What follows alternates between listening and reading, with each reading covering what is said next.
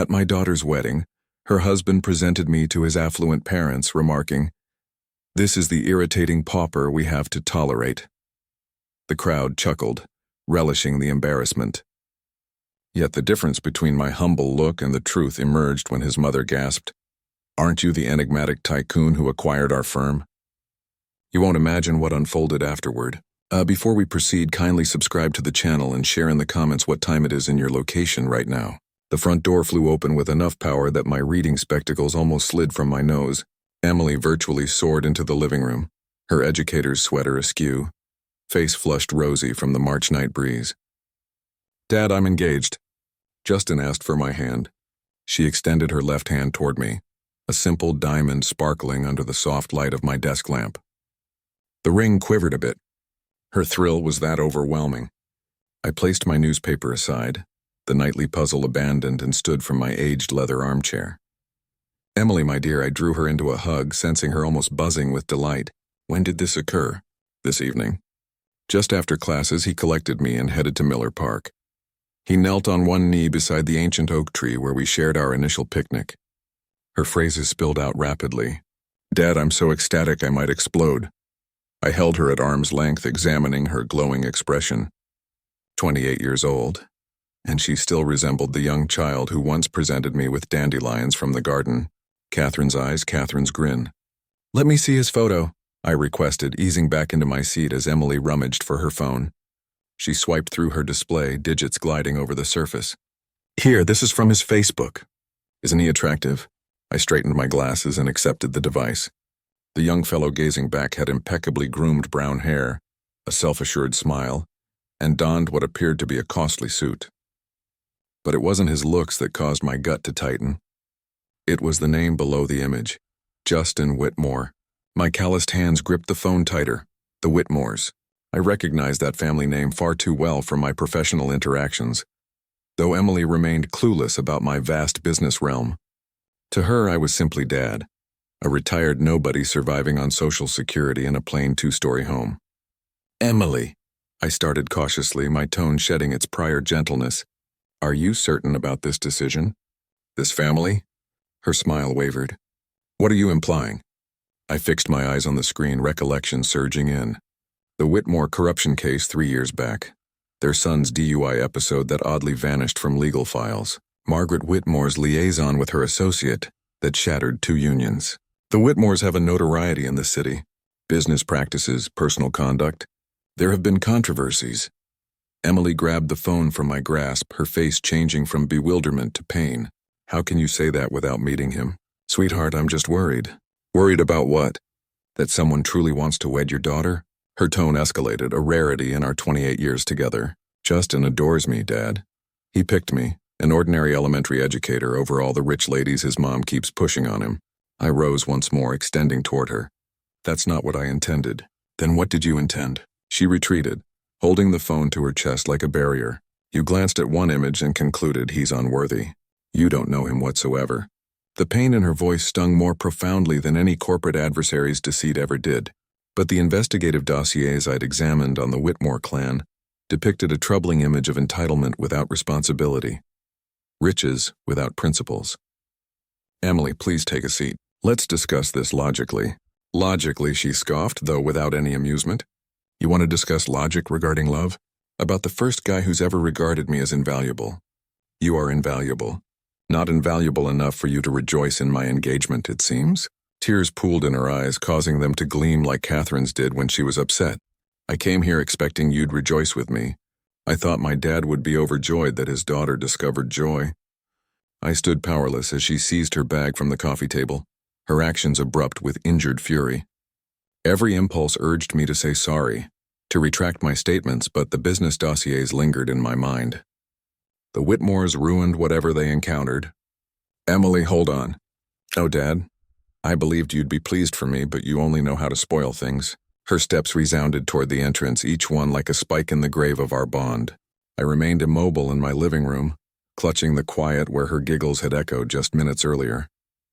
The front door banged shut with a decisiveness that appeared to rattle the whole home.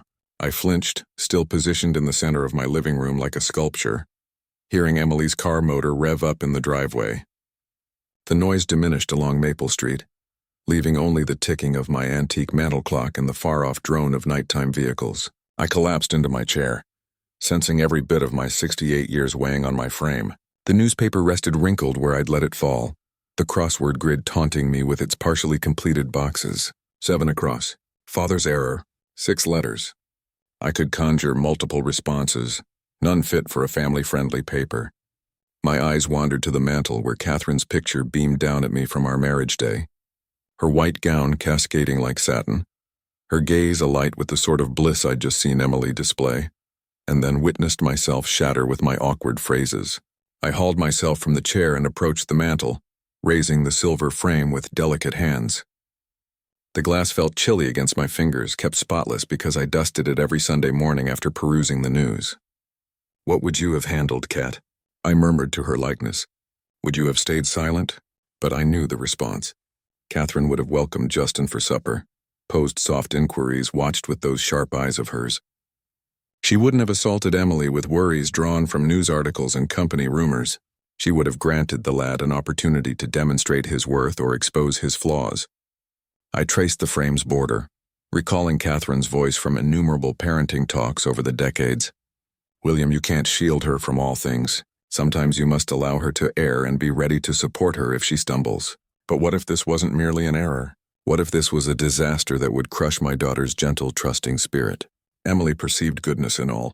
It's what rendered her such an exceptional instructor, such an affectionate child. But it also rendered her susceptible to folks like the Whitmores, who saw compassion as a flaw to manipulate. The house seemed vast around me, every shadow more profound, every groan more audible. I'd resided alone here for 7 years since Catherine's passing, but tonight the isolation bore down on me like a breathing entity.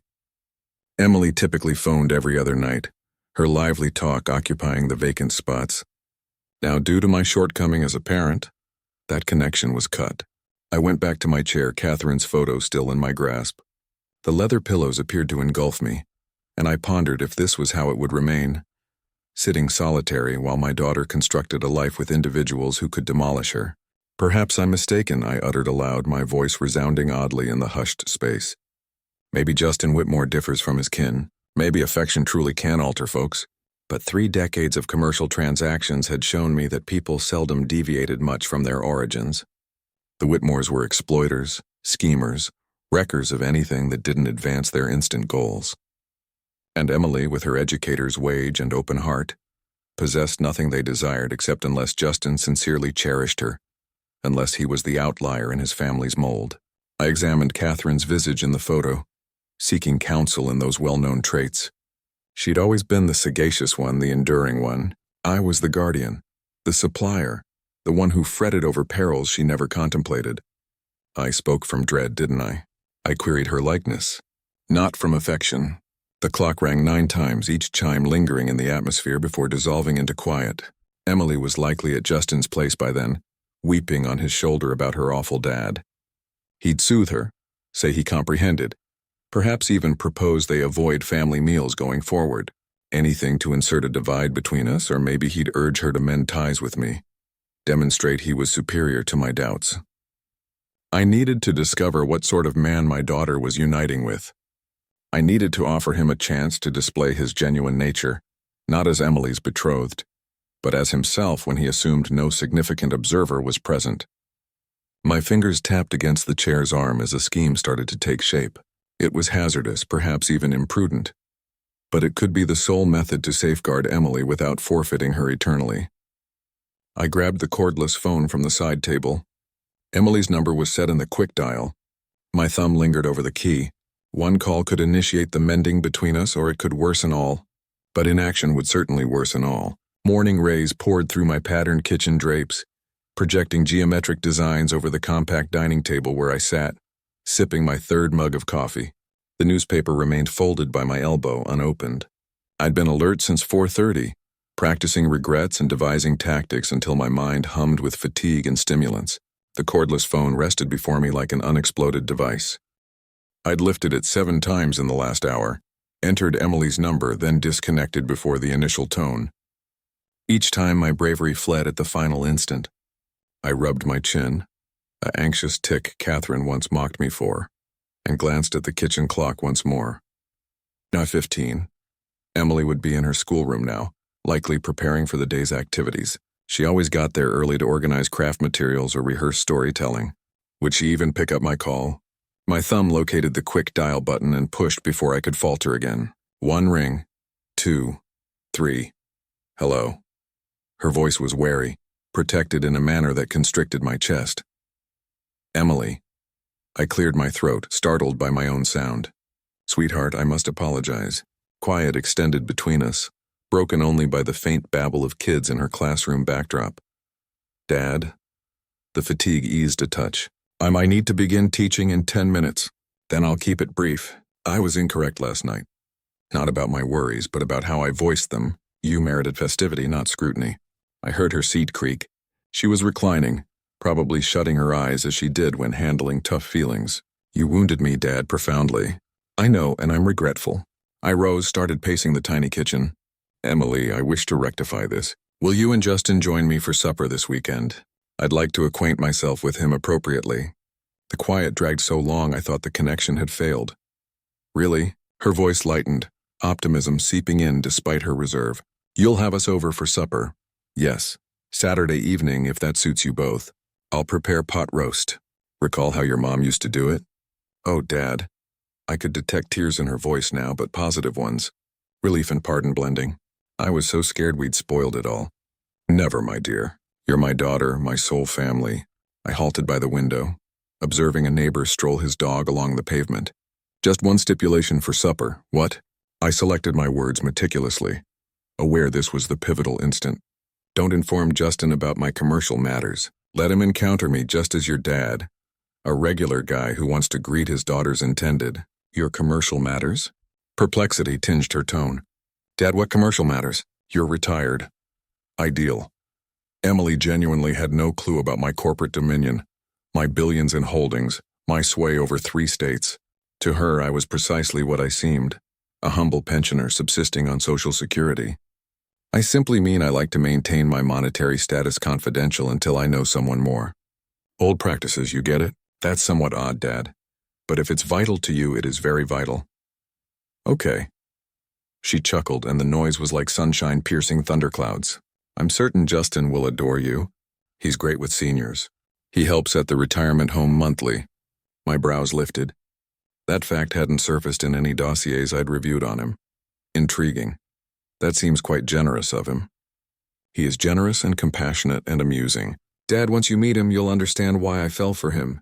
I hoped she was correct for our mutual benefit. Where would you prefer to dine? I could book a spot at a fine place. Actually, could we dine here? At your home? Emily's voice warmed with reminiscence. I'd love Justin to see the spot where I was raised, and your pot roast surpasses any eatery. Naturally. Saturday at 6:00, ideal. Oh, Dad, thank you. This means the world to me. After she ended the call, I stayed in the kitchen, phone still at my ear, hearing the dial tone. Phase 1 of my scheme was done. Saturday evening, I would encounter Justin Whitmore, not as William Stone, billionaire entrepreneur, but as Emily's everyday dad. I proceeded to my bedroom and opened the wardrobe, eyeing my attire with fresh perspective. Most of my collection featured pricey suits and Italian leather footwear, the shield of a triumphant leader. But tucked in the rear were older pieces, worn jeans, basic collared shirts, a sweater Catherine had crafted for me 15 years prior. For Saturday evening, I needed to appear as a man on a limited pension, a man whose endorsement might be pleasant but wasn't essential for achievement. A man whose daughter's contentment was his sole influence. I extracted the sweater, raising it to the light. It carried a subtle whiff of Catherine's scent. Even after all this time, she would have grasped my scheme. I believed she would have recognized the insight in evaluating a man's integrity when he thought himself unseen by anyone of consequence. Justin Whitmore was set to meet Emily's dad, but which facet of himself would he opt to display? I folded the sweater neatly and set it on my bed. Saturday couldn't arrive fast enough. 2 ensembles lay arrayed on my bed like rival incarnations of me. On the left, a dark wool suit, Italian leather shoes, and my platinum Rolex, the protection of William Stone, billionaire.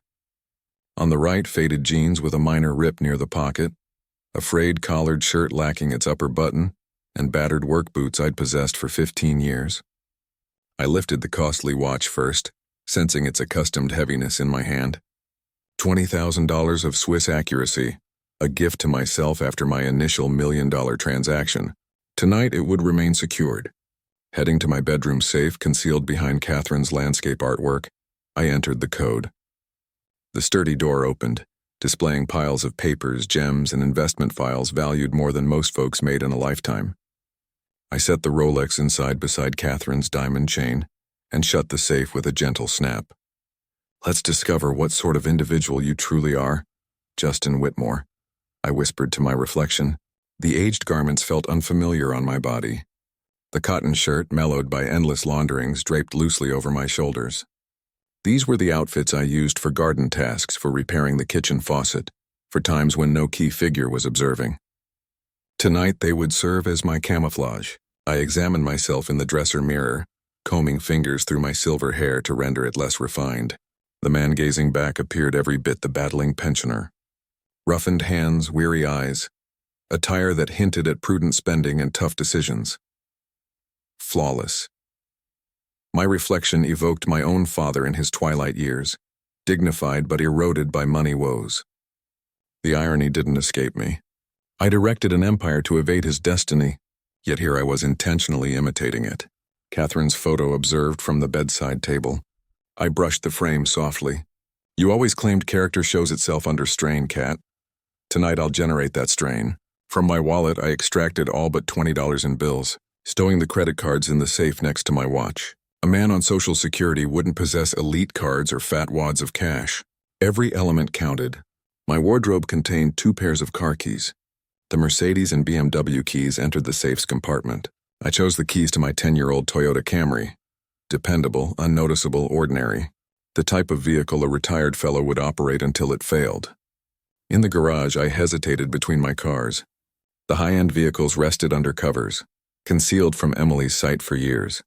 She thought I had only the Camry, that I'd disposed of my fine car after Catherine's health costs. Another meticulously built deception to guard my secret. The Camry's cabin smelled of stale coffee and aged vinyl. I adjusted the rearview mirror, glimpsing another view of my altered look. Even I struggled to spot the billionaire under this common facade. The journey to Bella Vista lasted 15 minutes through Bloomington's serene roads. I'd picked this eatery deliberately, elegant enough to please Emily, unassuming enough to match my pretense. Not the sort of venue Justin Whitmore would usually visit, but precisely where a teacher would bring her retired dad for a memorable meal. I parked toward the rear of the lot, steering clear of the spots nearest the door. Affluent men demanded easy parking. Impoverished men accepted whatever was available. Through the eatery's windows, I noticed Emily's unique red hair. She sat opposite a young man in what seemed a lavish suit, his stance exuding assurance and entitlement. Justin Whitmore in person, my hands clenched the wheel. This was the crux, the instant of revelation. All I'd gleaned about the Whitmores from business summaries would either be validated or refuted in the coming hours. I inspected my appearance once more in the mirror, rehearsed my fatigued grin, and exited the Camry. The night air bore the aroma of impending rain. Striding toward the eatery entrance, I felt the burden of pretense wrap around me like a mantle. For the next few hours, I wouldn't be William Stone, industry titan. I would be Emily's regular dad, a man whose approval signified nothing to aspiring youths from rich lineages. The glass door mirrored my changed form as I grasped the handle. Inside, Emily gestured eagerly from their nook table, her expression radiant with eagerness. Justin glanced up from his device, and I observed his gaze evaluate me from top to bottom in a single heartbeat. "Dad." Emily sprang from her seat, her zeal illuminating the corner of Bella Vista's dining area. "You arrived." She embraced me firmly, and I detected the light fragrance of her lavender cologne, the same one Catherine favored. Over her shoulder, I saw Justin stand leisurely from his chair, his face meticulously impartial as he absorbed my look. "Emily, darling," I kissed her brow, then pivoted to confront the young man who aimed to wed my daughter. "You must be Justin." He offered his hand with evident hesitation, his clasp enduring precisely 2 seconds, sufficient to be courteous, short enough to convey unease. His palm was smooth, groomed, the hand of someone who'd never performed physical work. Mr. Stone, Emily shared so much about you. His tone carried the particular politeness wealthy people used with service workers, courteous but dismissive. I'd heard it countless times in business meetings, usually directed at waiters or janitors. All good things, I hope. I settled into the chair across from him, noting how he'd positioned himself with his back to the wall, surveying the room like a prince holding court. The restaurant buzzed with quiet conversation and clinking silverware, middle-class families celebrating anniversaries, young couples on date nights, retired teachers like Emily stretching their budgets for special occasions. Justin looked profoundly out of place among them. So, Mr. Stone, Emily mentioned you're retired. He leaned back in his chair, fingers drumming against the white tablecloth. What did you do before? Various things. Maintenance work mostly. Nothing too exciting. His eyebrows rose slightly and I caught him glancing at my frayed shirt collar. Maintenance, right? Emily jumped in quickly, sensing tension. Dad's being modest. He worked really hard to support our family. I'm sure he did. Justin picked up his menu. Gold cufflinks catching the restaurant's soft lighting. Have you decided what you're ordering? I'm thinking the seafood tower. It's only $85, but life's too short for cheap food, right? I opened my own menu, scanning the prices with the careful attention of a man counting every dollar. The chicken looks good, reasonable price too. Chicken's fine, I suppose. He snapped his fingers at a passing waiter. Excuse me, we're ready to order. The server, a college-age girl with tired eyes, approached our table with professional patience. Justin rattled off his expensive selections, appetizer, wine, the seafood tower, while I ordered the $12 chicken plate and water. Just water? Justin's voice carried mock concern. Come on, Mr. Stone, let me buy you a beer. Emily's father deserves better than tap water. The condescension in his tone made my jaw clench, but I maintained my gentle smile. Water's fine, son. I don't drink much anymore. Fair enough. Budget considerations. I understand. He leaned forward conspiratorially. Don't worry about Emily's future, though. She'll never have to worry about money again once we're married. Emily's face reened. Justin, what? It's true. He reached across the table to squeeze her hand, his Rolex prominently displayed. I can give you everything your father couldn't. Travel, nice clothes, a house in the right neighborhood. My weathered hands remained steady on the table, but underneath my fists were slowly clenching. The casual cruelty of his words, the assumption that my daughter had been deprived, the smug certainty that money solved everything. It all confirmed my worst suspicions about the Whitmore family. Emily's had a good life, I said quietly. Oh, I'm sure she has. But there's good and then there's great, you know. He gestured around the modest restaurant. Like this place? It's fine for what it is, but wait until you see where I take Emily for our anniversary dinners. The server returned with Justin's wine, a $20 glass of something French that he swirled pretentiously before tasting. Perfect. You can't get quality like this at home, Mr. Stone. Emily's probably never experienced real wine before. Actually, Emily interjected, her voice strained. Dad taught me to appreciate simple pleasures. We don't need expensive things to be happy. Justin laughed, a sound devoid of genuine humor. That's sweet, honey. But you say that because you've never had access to the finer things. Trust me, once you experience real luxury, you'll never want to go back to. He gestured vaguely at my clothes. Well, to this. I took a slow sip of water, using the moment to study this young man who claimed to love my daughter. Everything about him screamed entitlement, from his perfectly styled hair to his Italian leather shoes. But it wasn't his wealth that bothered me. It was his assumption that money made him superior to everyone around him. Tell me about your work, Justin, I said, keeping my voice level. Work? He laughed again. Well, I'm technically in the family business, but honestly, it runs itself. My real passion is travel. I just got back from Monaco last month. Amazing place, though I doubt you've been. Emily shifted uncomfortably in her seat. Justin enjoys exploring different cultures. Cultures, casinos, yacht clubs, all the same thing, really. He pulled out his phone, scrolling through what appeared to be vacation photos. Look at this view from my hotel balcony. $2,000 a night, but worth every penny. I watched Emily's face grow more troubled as Justin continued his boastful monologue. This wasn't the loving, humble man she described. This was exactly what I had feared, a spoiled child who viewed my daughter as another acquisition. The food arrived, and Justin's seafood tower dominated our small table like a monument to excess. He dove in enthusiastically, lobster juice dripping down his chin as he continued talking about his various indulgences. My chicken was perfectly adequate, though I found myself losing appetite as the evening progressed. Each word from Justin's mouth confirmed what I'd suspected about his character. But seeing Emily's growing discomfort made the victory feel hollow. "You know what, Mr. Stone?" Justin pointed his lobster fork at me between bites. "I respect what you've done, raising Emily on limited means. It must have been challenging. But that's all behind us now," Justin continued, oblivious to the storm gathering in Emily's eyes. "I'm going to give her a life she never even dreamed of. Vacations in Europe, designer clothes, maybe a nice house in the suburbs where she won't have to worry about property taxes." He reached into his jacket and pulled out his car keys, setting them deliberately on the table. The BMW logo gleamed under the restaurant's lights like a trophy. "See these brand new meef? Cost more than most people make in a year, but Emily deserves to ride in style." He grinned at me with the confidence of someone who'd never been challenged. "I know you want the best for your daughter, Mr. Stone. Well, I am the best." My water glass trembled slightly in my grip. Across the table, Emily had gone pale, her embarrassment radiating like heat. "Justin, please," she whispered, glancing around at nearby tables where other diners were beginning to stare. "What? I'm being honest." He draped his arm possessively around Emily's shoulders. "Your father understands that a man provides for his family. He wasn't in a position to provide much, were you, Mr. Stone?" The question hung in the air like a challenge. I set down my water glass with careful precision, watching condensation pool around its base. "I provided what I could," I said quietly. "Of course you did. And now it's my turn." He leaned back in his chair, satisfied with his own generosity. "Emily won't have to clip coupons or shop at discount stores anymore. She can finally live the way she was meant to." Emily pulled away from his embrace, her teacher's voice sharp with controlled anger. "I never complained about how we lived because you didn't know any better, sweetheart.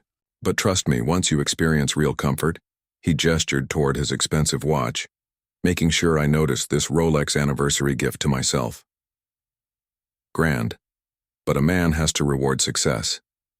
25,000. I'd paid less for my own Rolex, the one currently locked in my bedroom safe. The irony would have been amusing if his arrogance wasn't so suffocating. "You know what I think, Mr. Stone?" Justin leaned forward conspiratorially, lowering his voice as if sharing a secret. "I think you should be grateful. Your daughter could have ended up with some nobody, some teacher or office worker living paycheck to paycheck. Instead, she's marrying into the Whitmore family." The name dropped from his lips like a benediction, as if I should recognize its importance and bow accordingly. The Whitmore family owns half the commercial real estate downtown. My mother just closed a deal worth $12 million. He pulled out his platinum credit card, setting it beside the car keys like weapons in an arsenal.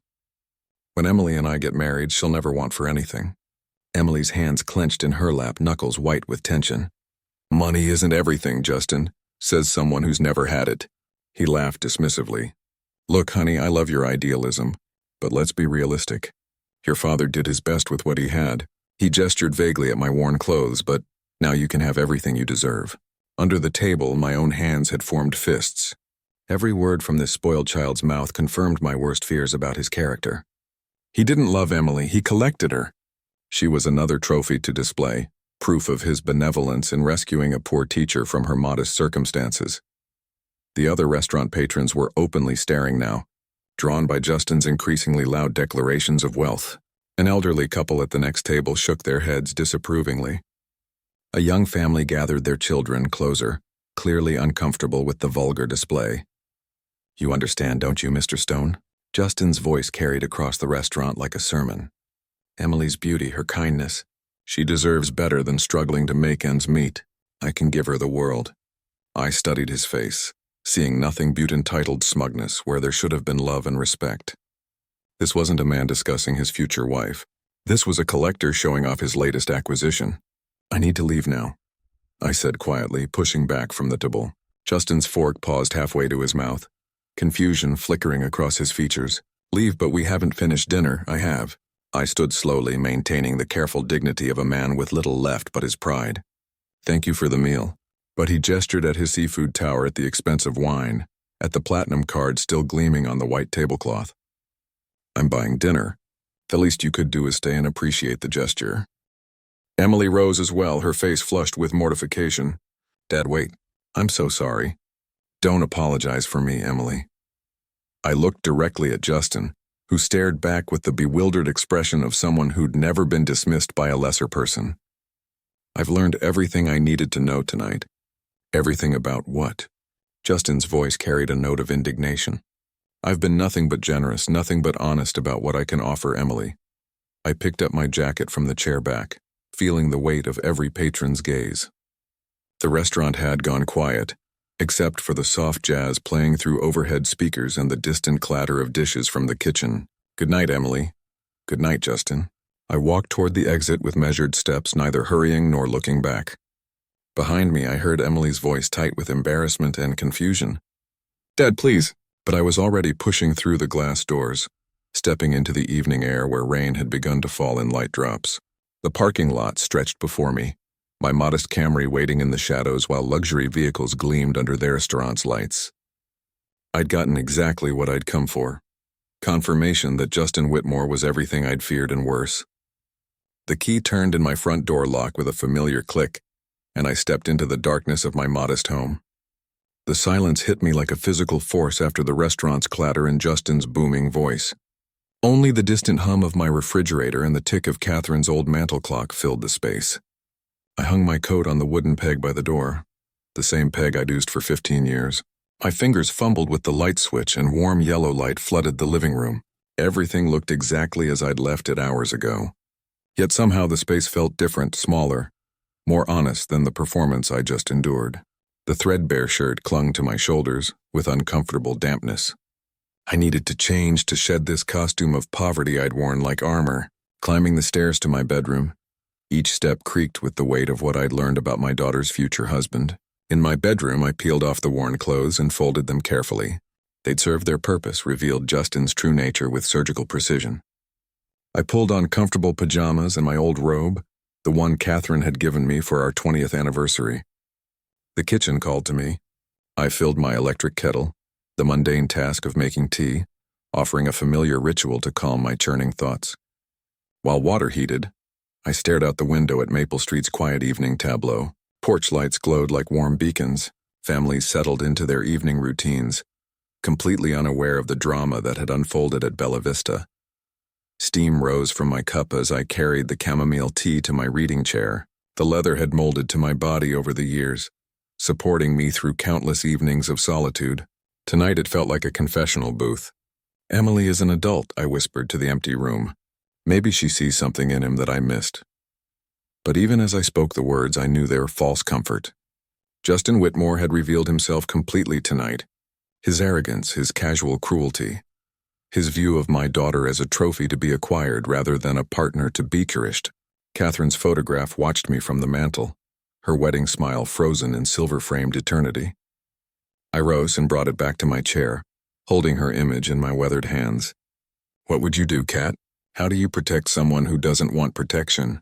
Her silence felt heavier than usual. In life, Catherine would have found some gentle way to guide Emily toward the truth. She possessed a gift for asking questions that led people to their own revelations. I'd always been the blunt instrument. She was the surgeon's scalpel. Outside, a car door slammed. Through my window, I watched the Hendersons return from their own evening out, laughing together as they walked to their front door. 43 years of marriage, and they still held hands on their driveway. That was what Emily deserved. Partnership, respect, genuine affection. My tea grew cold as I wrestled with impossible choices. I could confront Emily directly, tell her what I'd witnessed tonight, but she'd already defended Justin once, chosen him over her father's concerns. Would she listen now? Or would my interference drive her further into his arms? I could confront Justin himself, drop my facade, and reveal the billionaire behind the broken-down retiree act. The shock might humble him temporarily, but men like Justin didn't change. They just became more careful about hiding their true nature. Or I could stay silent, watch my beloved daughter marry a man who would slowly chip away at her confidence, her joy, her beautiful spirit. Stand by while Justin Whitmore transformed my bright, generous Emily into another trophy wife, isolated from her modest roots and dependent on his lairess. The clock chimed 11 times. Hours had passed since I'd left the restaurant, and I was no closer to a solution. Catherine's face smiled up at me from the photograph, eternally young and wise. She has to learn for herself, doesn't she? I asked her image. If I interfere, she'll never forgive me. If I don't, the sentence hung unfinished in the quiet room. Through my window, the Henderson house had gone dark except for a single upstairs light. They were probably reading in bed together, sharing the comfortable intimacy of a lifetime partnership. I pressed my lips to Catherine's photograph, tasting glass and longing. Help her find her way, love.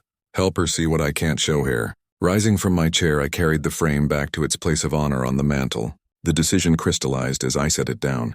I would not interfere. Emily had chosen her path, and I would trust in her intelligence and strength to recognize the truth when it became undeniable. But watching from the sidelines while my daughter walked into what I feared would be years of subtle emotional abuse would be the hardest thing I'd ever done. 5 months passed like a slow-moving storm. Spring melted into summer. Summer faded to early autumn. And through it all, wedding preparations consumed Emily's life. I kept my promise to myself. No interference, no warnings, no attempts to change her mind. But watching my daughter plan her future with Justin Whitmore felt like watching someone unknowingly walk toward quicksand. The wedding invitation arrived in August. An elaborate affair with gold embossing and heavy cardstock that probably cost more than some people's monthly grocery bill. It sat now on my bedroom dresser like an elegant death warrant, catching September's early morning light. Dawn had broken over Bloomington an hour ago, but I'd been awake since 4:00, staring at the ceiling and dreading this day, Emily's wedding day. What should have been pure joy for any father instead felt like watching a beloved ship sail toward hidden rocks. I swung my legs over the side of the bed and shuffled to the bathroom. My reflection in the mirror showed every one of my 68 years. Gray stubble, tired eyes, the weight of secrets carved into the lines around my mouth. Today I would smile and celebrate while my heart broke for Emily's future. The shower's hot water couldn't wash away the dread that had settled in my bones. I shaved carefully, my hands steady, despite the tremor of anxiety that had plagued me for weeks. In a few hours, I would walk my daughter down the aisle to marry a man I believed would make her miserable. My modest suit hung pressed and ready on the bedroom door, the same threadbare outfit I'd worn to the restaurant dinner 5 months ago. The symbolism wasn't lost on me. Today, Aston, I would play the role of Emily's poor but devoted father, watching from the margins while the Whitmore family's wealth dominated every detail of the celebration. Catherine's wedding photograph sat beside the invitation on my dresser. In it, she glowed with happiness, her hand resting on my young arm as we posed outside the church where Emily would marry today. We'd been so hopeful then, so certain that love conquered all obstacles. "I wish you were here, Kat," I whispered to her image. "Emily needs her mother today, needs someone who can see through all the expensive flowers and fancy dresses to what really matters." I picked up the simple wedding gift I'd wrapped for Emily, a modest jewelry box containing her grandmother's pearl necklace. Nothing elaborate, nothing that would reveal the fortune I could have spent on her special day. Just a meaningful token from a father who appeared to have little to give but love. The irony cut deep. I could have bought Emily the most spectacular wedding in Illinois history, could have matched the Whitmores dollar for dollar in demonstrating love through luxury. Instead, I was relegated to the role of grateful poor relation, thankful for their son's generous attention to my unworthy daughter. My coffee tasted bitter as I sat at the kitchen table, watching neighbors begin their Saturday morning routines. The Hendersons were working in their garden, their companionable silence speaking of decades together. That quiet contentment was what marriage should look like, not the performative display of wealth that awaited me at the church. At 10, I finally allowed myself to get dressed. The suit felt like a costume now, shabby and uncomfortable after months of private luxury, but it served its purpose, maintained the fiction that had become my prison. Keys to the modest Camry sat on the kitchen counter next to the keys to my Mercedes and BMW. Even on his daughter's wedding day, William Stone, the billionaire, would remain hidden while William Stone, the retiree, played his assigned role. The drive to St. Mark's Episcopal Church took 12 minutes through Bloomington's familiar streets. I'd driven this route countless times over the years, to Christmas services with Catherine, to Emily's school plays, to community events that marked the rhythm of ordinary life. Today felt like the end of something precious and the beginning of something I couldn't control. Emily had chosen this church because it was beautiful but not ostentatious, sacred but not intimidating. She'd wanted her wedding to reflect her values. Simplicity, meaning over-display, love as the central focus rather than wealth. How ironic that Justin's family had turned even this modest venue into a showcase of their financial power. I parked between a Mercedes and a BMW, my Camry looking appropriately humble among the luxury vehicles. Through the church's stained glass windows, I could see elaborate floral arrangements that probably cost more than most people's cars. Taking a deep breath, I checked my appearance one final time in the rearview mirror. The man looking back appeared exactly as should, proud but overwhelmed by circumstances beyond his control, grateful for his daughter's good fortune, even if he couldn't contribute to its grandeur. Emily needed me to be strong today, to smile and celebrate and play the part she believed was my reality. I would not fail her, even as my heart broke for the future I feared awaited her. The church bells began Tokheim, calling the faithful to witness. I squared my shoulders and walked toward the building that would host what I prayed wouldn't be the biggest mistake of my daughter's life. St. Mark's Episcopal Church had been transformed into something from a luxury magazine spread. White roses and leaves cascaded from every pew end, their perfume almost overwhelming in the afternoon warmth. Crystal chandeliers caught the light streaming through stained glass windows, casting rainbow patterns across marble floors that probably cost more to decorate than I supposedly earned in a year. My Camry looked painfully out of place in the parking lot filled with Mercedes, BMWs, and Tesla vehicles. I walked through the ornate entrance, conscious of every creak in my worn dress shoes, every loose thread in my outdated suit jacket. Mr. Stone. Emily's voice rang out across the church vestibule, bright with nervous excitement. She practically floated toward me in her wedding dress, a vision of ivory silk and Belgian lace that flowed around her like liquid moonlight. Sweetheart, you look absolutely radiant. I embraced her carefully, mindful of her elaborate hairstyle and the photographer hovering nearby with his expensive camera. I'm so nervous, Dad. My hands won't stop shaking. She held up trembling fingers adorned with manicured nails and temporary jewelry. Is that normal? Perfectly normal. I took her hands in my weathered ones, feeling the familiar weight of responsibility and love. Your mother was the same way on our wedding day. Couldn't hold her bouquet steady during the ceremony. Around us, the Whitmore family's guests filled the church with expensive perfume and casual displays of wealth. Women in designer dresses heiressed acquaintances, while men in custom suits discussed business deals and golf handicaps. I recognized several faces from newspaper society pages, people who moved in circles so far above my supposed station that they looked through me like I was invisible. There's my beautiful bride. Justin's voice boomed across the vestibule as he approached, resplendent in what I estimated was a $5,000 tuxedo. His smile faltered slightly when he noticed me standing beside Emily. Hello, Mr. Stone, I see you found something appropriate to wear. After all, the insult was delivered with Justin's trademark smile, designed to sound like a compliment to anyone not listening carefully. Emily's cheeks flushed pink. Whether from embarrassment or anger, I couldn't tell. He looks handsome, she said quietly, her teacher's diplomacy smoothing over the tension. Of course he does. Nothing wrong with vintage fashion. Justin's laugh carried no warmth as he adjusted his platinum cufflinks. The photographer wants some family photos before the ceremony starts. Emily, your side first, then mine when my parents arrive. I stood patiently while the photographer arranged us in various poses, conscious of how my modest appearance would contrast with the elaborate setting in every image. Emily glowed with happiness beside me, seemingly unaware of her groom's continued subtle jabs. Could you step back just a bit, Mr. Stone? The photographer asked politely. The lighting is better if you're slightly behind the bride. Even the professional wedding photographer understood the visual hierarchy being established. I was the supporting player in this expensive production, grateful to be included but careful not to upstage their stars. The church gradually filled with guests, a clear division between Emily's modest teacher friends and family on the left side, and Justin's wealthy social circle on the right. The contrast was stark. Affordable department store dresses versus designer gowns, rented tuxedos versus custom tailoring, public school teachers versus investment bankers and real estate mogul. Dad, it's time. Emily squeezed my arm as the wedding march began to play on what sounded like a very expensive sound system. We walked slowly down the aisle together, Emily's train rustling against marble floors while guests rose in respectful silence. I felt the weight of every gaze, the speculation about this ordinary man who'd somehow produced such a lovely daughter. At the altar, Justin waited with his groomsmen, all young men who looked like they'd stepped from a country club directory. His smile was confident, proprietorial, the expression of someone claiming a prize he'd won through superior breeding and financial advantage. "Who gives this woman to be married to this man?" the minister asked in traditional ceremony language. "I do," I replied, my voice steady despite the turmoil in my chest.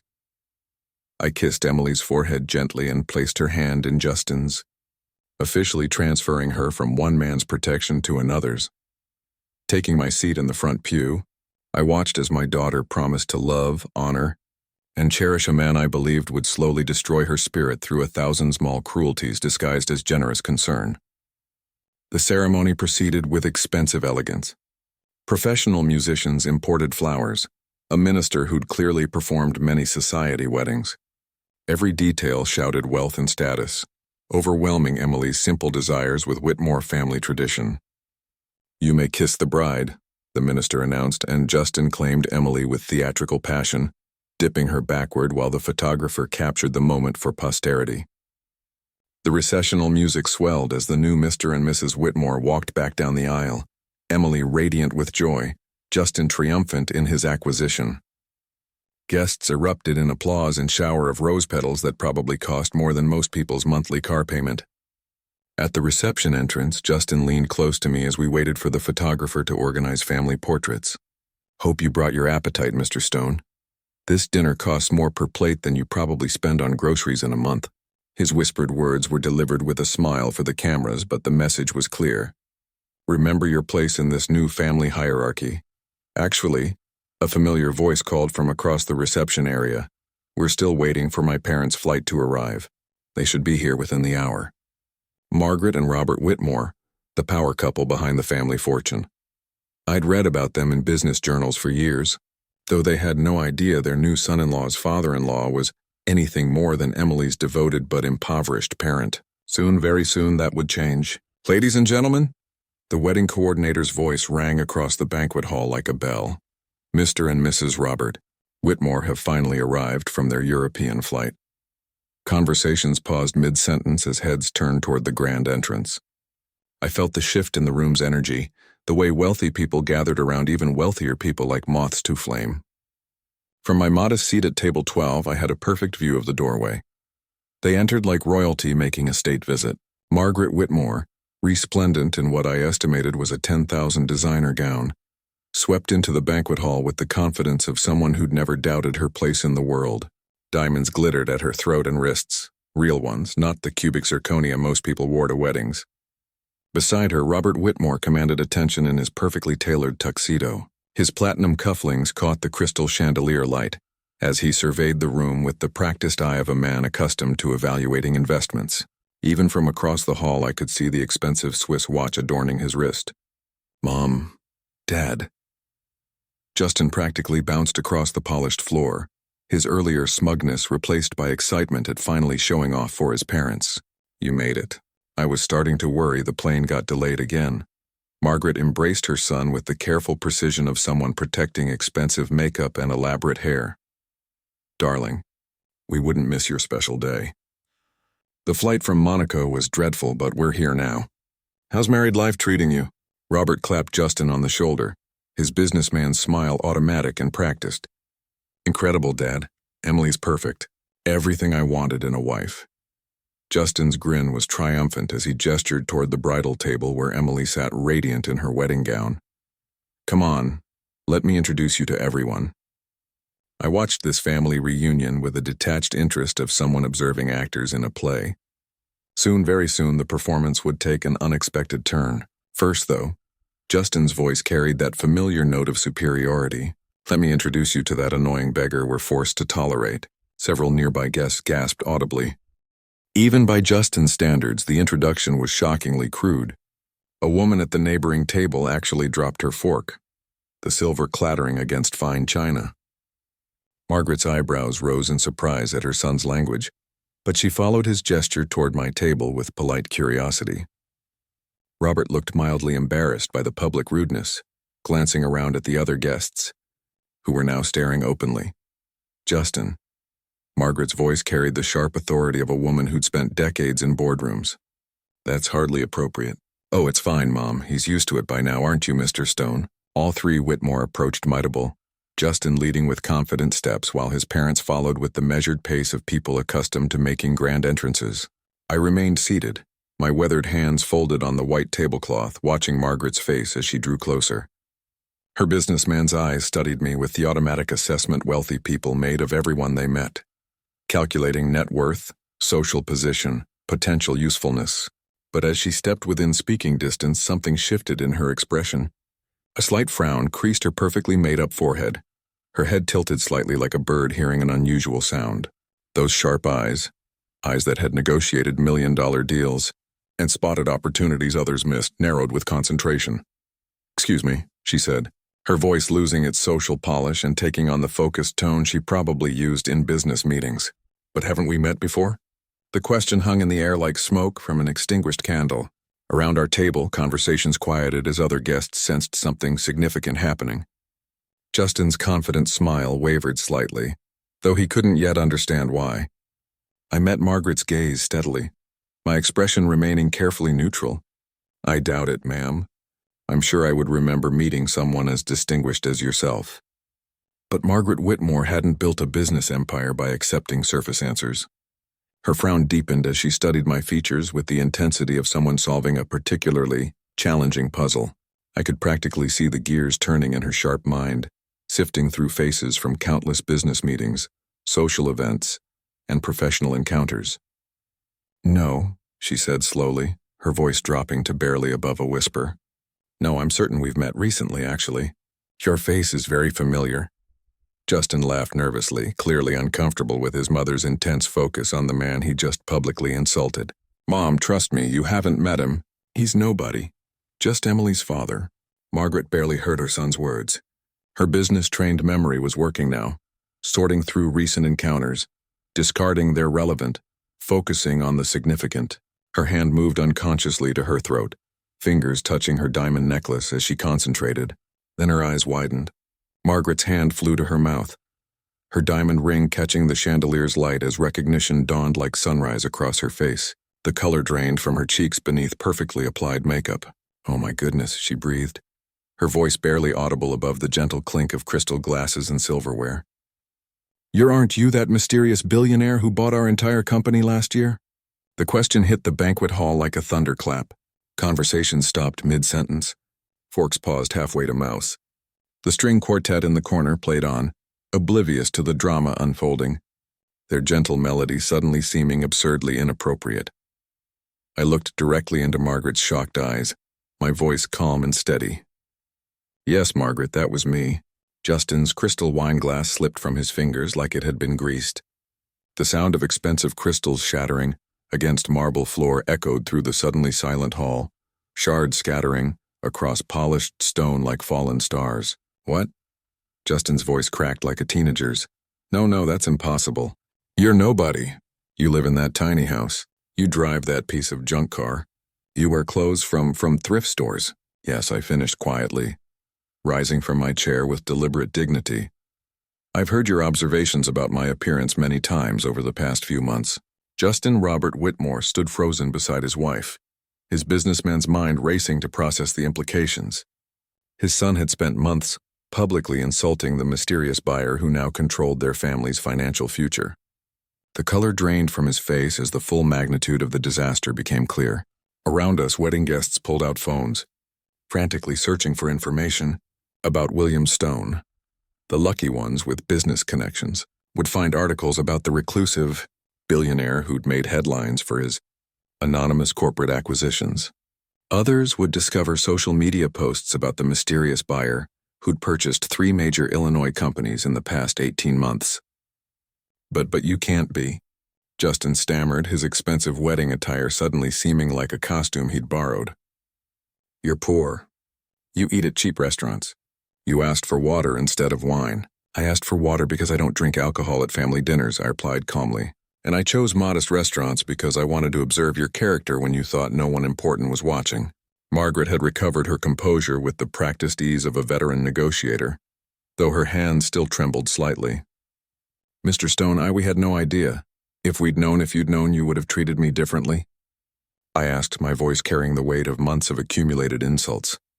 But you didn't know, so I learned exactly who you allure when you think there are no consequences.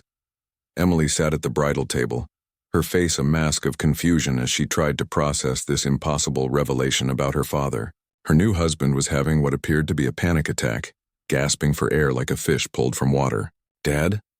Emily's voice cut through the murmur of amazed guests. I don't understand what's happening. I turned to face my daughter, my heart aching for the confusion and hurt in her eyes. Emily, sweetheart, I should have told you years ago. I've been hiding my business success because I wanted you to love me for who I am, not what I own. Business success? She stood slowly, her wedding dress rustling like autumn leaves. Dad, what business success? I own Stone Industries, darling. And as of last year, I also own the company that employs your husband's family. The banquet hall erupted in whispered conversations as guests shared phone screens, showing search results and news articles about the mysterious William Stone. The society photographer moved closer. His camera clicking rapidly, Ash captured what would undoubtedly become the most talked-about wedding reception in Illinois history. Justin was on his knees now, actually on his knees in his $5,000 tuxedo, his perfectly styled hair disheveled from running his hands through it in panic. Mr. Stone, sir, please. I didn't know. He never would have. Please forgive me. His desperation was pathetic to witness.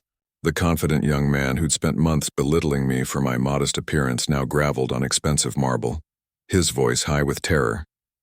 Stand up, Justin, I said quietly. Begging doesn't suit you.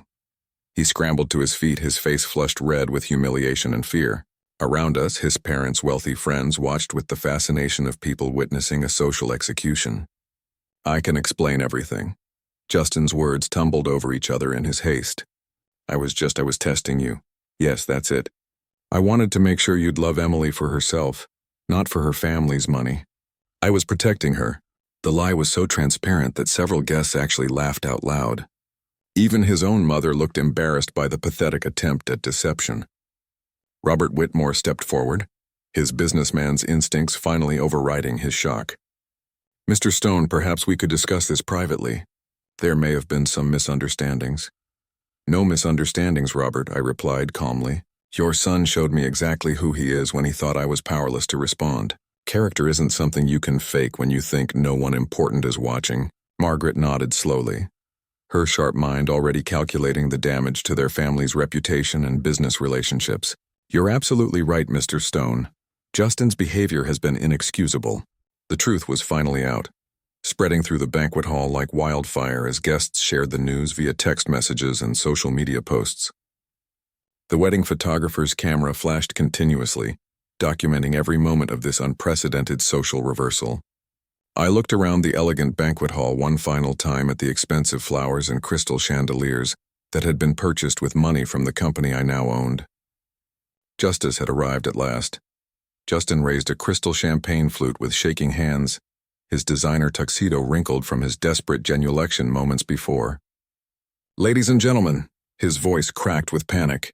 Let's have a toast to the most wonderful father-in-law a man could ask for. The attempt at salvage was so pathetic that even some of his own family friends winced. Several guests actually turned away, unable to watch this public humiliation of someone they'd once respected. Please, Mr. Stone. Justin's champagne sloshed over the rim of his glass as his hands trembled. I was just joking all those times. You knew I was joking, right? Just good-natured family teasing. I remained standing beside my modest chair, unchanged by the revelation of my true identity. My worn suit, my weathered hands, my humble appearance, all exactly as they'd been when Justin thought I was powerless. No, Justin, I said quietly, my voice carrying easily through the silent banquet hall. You showed me your true character. When you believed there were no consequences, you revealed who you really are.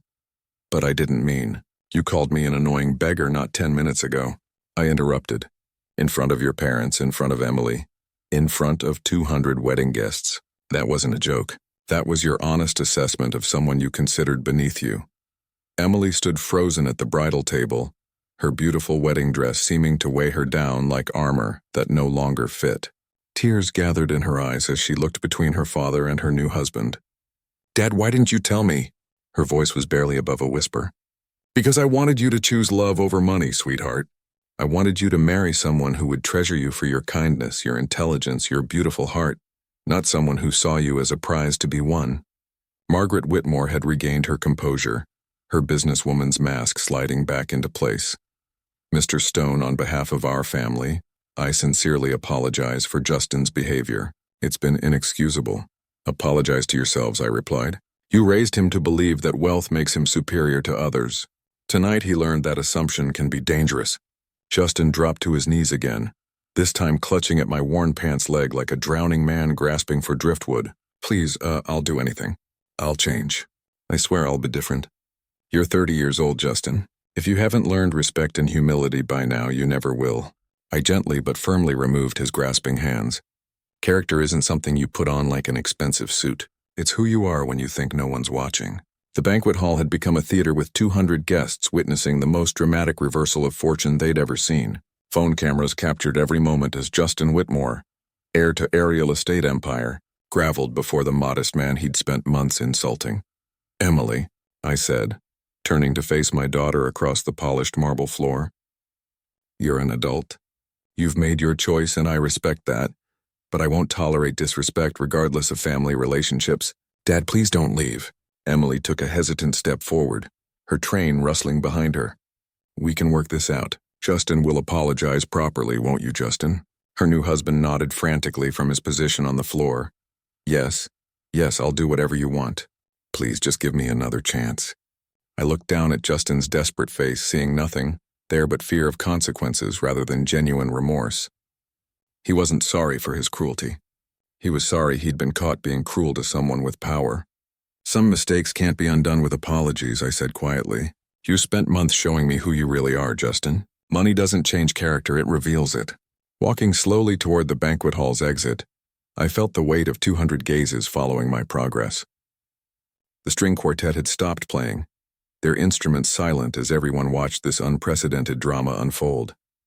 Mr. Stone, wait, Robert Whitmore called out, his business instincts overriding his embarrassment. Surely we can discuss this like reasonable men. There are contracts to consider. Business relationships. The contracts will be honored, I replied without turning around. I've never broken a business agreement and I won't start now. But I won't pretend to respect people who've shown me their true nature. Behind me, Justin's voice rose to a wail. You can't do this. Emily, tell him he can't do this. We're family now. I paused at the ballroom's threshold, my hand resting on the ornate doorframe. The cool evening air drifted in from the corridor, carrying the scent of freedom from pretense. Emily, I called back to my daughter. You know where I live. You know I love you. But I won't watch my child be married to someone who thinks cruelty is acceptable entertainment. The grand doors closed behind me with a soft whisper, cutting off the sound of Justin's continued pleas and the excited chatter of wedding guests, who just witnessed the most dramatic social reversal of their lives. Outside, the September evening was crisp and clear. Stars sparkled overhead like scattered diamonds, indifferent to the human drama that had just unfolded beneath them. My Modest Camry waited in the parking lot among the luxury vehicles, looking exactly as humble and unremarkable as when I'd arrived. I climbed into the worn driver's seat and sat quietly for a moment, feeling the weight of decades of secrecy lifting from my shoulders. No more pretending to be poor. No more accepting insults from spoiled children who confused wealth with worth. The engine turned over with its familiar, reliable rumble.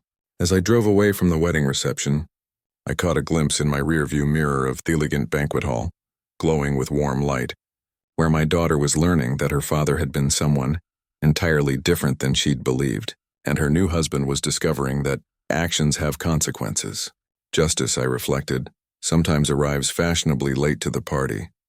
If you like this story, please like this video, subscribe to the channel, and share your impressions of this story in the comments. To listen to the next story, click on the box on the left. Thank you for watching.